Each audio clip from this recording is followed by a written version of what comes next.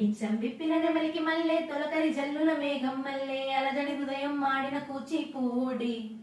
రంగులు దిద్దిన బొమ్మకు మల్లె కవితలు అద్దిన పుస్తక మల్లె సంతోషంలో ముద్దుగా ఇయ్యమ్మాడి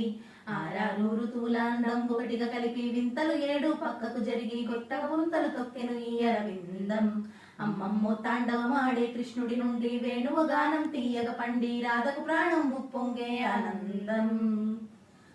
మధురము కదా ప్రతొక నడక నీతో కలిసిలా తరగని కథ మనది గనుక మనసు మురిసెనిలా